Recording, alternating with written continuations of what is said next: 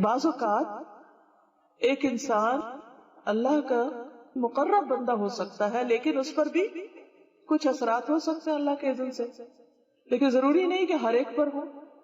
ہمیں کہیں معلوم نہیں پڑتا کہ حضرت ابو بکر پر کوئی ایسے اثرات ہوئے یا حضرت عمر پر ہوئے، نہیں. لیکن نبی صلی اللہ علیہ وسلم کے ذریعے اللہ تعالیٰ نے امت کو بہت کچھ سکھایا، اور وہ بہت سی ایسی تکلیفوں سے گزرے جس سے باقی لوگ نہیں گزرے. پیغمبر سب سے زیادہ اللہ کے قریب ہوتے ہیں اور ان پر سب سے زیادہ آزمائشیں آتی ہیں. ان کے امتحان بہت سخت ہوتے ہیں کیونکہ ان کے لیے اجر بھی بہت بلند ہوتا ہے. اس طرح جو لوگ ان کے قریب تر ہوتے ہیں ان پر بھی زیادہ امتحان آتے ہیں. ایسے موقع پر انسان کو صبر کرنا چاہیے اور اللہ کی رضا پر راضی رہنا چاہیے، اللہ کے فیصلوں پر راضی رہنا چاہیے. تو حضرت عائشہ رضی اللہ تعالیٰ عنہا سے روایت ہے کہ نبی صلی اللہ علیہ وسلم پر جادو کیا گیا تھا. اس کا اثر یہ ہوتا تھا کہ آپ خیال فرماتے کہ آپ فلاں کام کر چکے ہیں، حالانکہ آپ نے وہ کام نہیں کیا ہوتا تھا. یعنی آپ نے کام نہیں کیا لیکن آپ کے ذہن میں آتا تھا کہ شاید میں نے کر لیا ہے وہ کام. شیطان سوچ میں خلل ڈالتا تھا. تو یہ ایک علامت ہوتی کہ بعض اوقات سوچ کے اندر ایک تبدیلی آنے لگتی. اسی طرح حضرت عائشہ رضی اللہ تعالی عنہا پر بھی جادو ہوا تھا. جی ہاں، یہ مسند احمد کی حدیث ہے، 24,126 اس کا نمبر ہے، اگر آپ دوبارہ کہیں دیکھنا چاہیں. عمرہ کہتی ہیں جو ان کی شاگرد خاص ہے کہ ایک مرتبہ عائشہ رضی اللہ تعالی عنہا بیمار ہو گئی اور ان کی بیماری کا دورانیہ بہت لمبا ہو گیا. عام طور پر ہوتا نا انسان بخار ہو، نزلہ ہو، گلا خراب ہو، ہفتہ لگ جاتا ہے، 10 دن لگ جاتے ہیں، ٹھیک ہو جاتا ہے. لیکن بعض اوقات آپ نے دیکھا ہوگا کہ کوئی بیماری آتی ہے اور وہ نارمل روٹین سے زیادہ ٹائم لے جاتا ہے. انسان بہت مشکل سے ریکور ہوتا ہے اور بعض اوقات ہوتا ہی نہیں، بہت تاخیر ہو جاتی. تو ان کی بیماری کا دورانیہ بہت لمبا ہو گیا. اسی دوران مدینہ منورہ میں ایک طبیب آیا. حضرت عائشہ رضی اللہ عنہا کے بھتیجے اس کے پاس گئے اور عائشہ رضی اللہ عنہا کی بیماری کے متعلق پوچھا.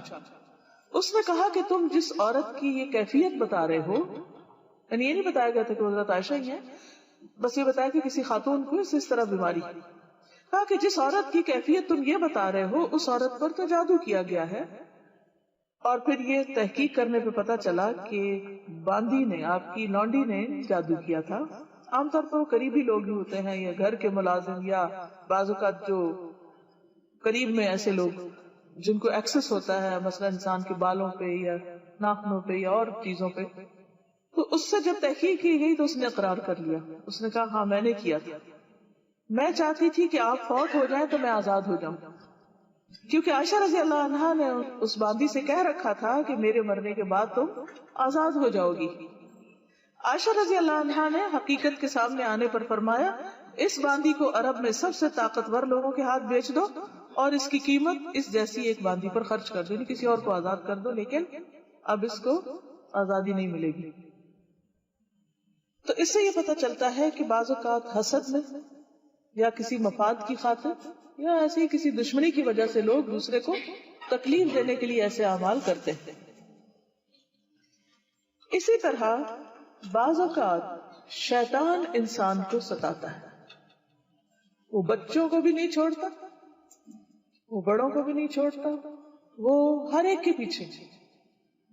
اور بعض اوقات جب انسان اللہ کے راستے پہ آنے لگتا ہے تو ایک نہیں کئی شیطان پیچھے لگ جاتے ہیں، شیطانوں کے لشکر پیچھے لگ جاتے ہیں اور مختلف طرح سے ستاتے ہیں.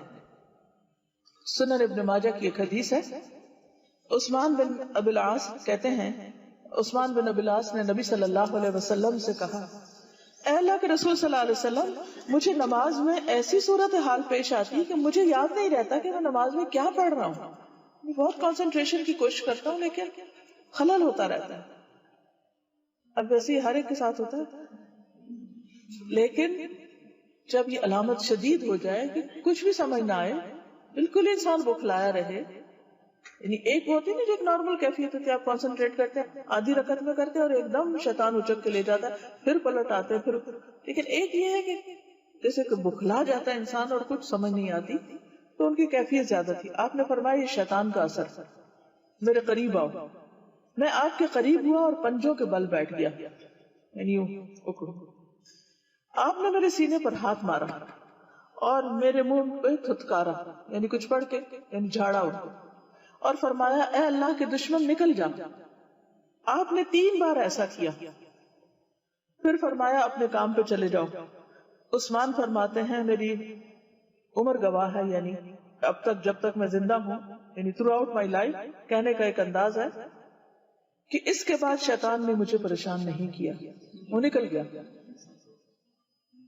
تو یہ اس طرح کے بھی بعض اوقات اثرات ہوتے ہیں، تو اس میں بس سمپل سا علاج ہے، اور یہ علاج بہت آزمودہ ہے۔ بعض اوقات آپ دیکھیں گے کہ چھوٹے بچے بے وجہ رونا شروع کر دیتے ہیں اور روئے چلے جاتے ہیں، روئے چلے جاتے ہیں۔ آپ ان کو دنیا کی ہر وہ چیز دیتے ہیں جس سے وہ بہل جاتے ہیں، لیکن وہ نہیں بہلتے۔ اسی لیے حکم دیا گیا نا کہ مغرب کے بعد جب سورج ڈوب جائے تو بچوں کو باہر نہیں نکلنے دو۔ کیوں؟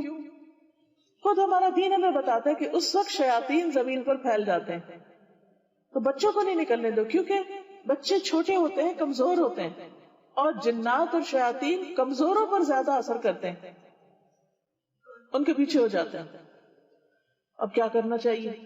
کرنا یہ چاہیے کہ آپ ماں کی حیثیت میں اپنے دل کو پہلے مضبوط کریں، آیت الکرسی پڑھ کے، اس کے بعد آپ وہی صورتیں جن کو معوذتین کہا جاتا ہے وہ پڑھ کے آپ تھتکاریں، یعنی پھونک مار دیں، اور منہ سے بول کے کہیں چلے جاؤ یہاں سے، جو بھی ہو چلے جاؤ یہاں سے، پوری قوت۔ خود نہیں ڈرنا کہ آپ بھی ہوش ہوئے پڑے ہیں، اور انشاءاللہ آپ اس میں فائدہ دیکھیں گے۔ کسی بابے کے پاس جانے کی نہیں ضرورت، آپ اس کی اماں ہیں، آپ نے یہ دم کرنا ہے، کہیں اور نہیں جانا۔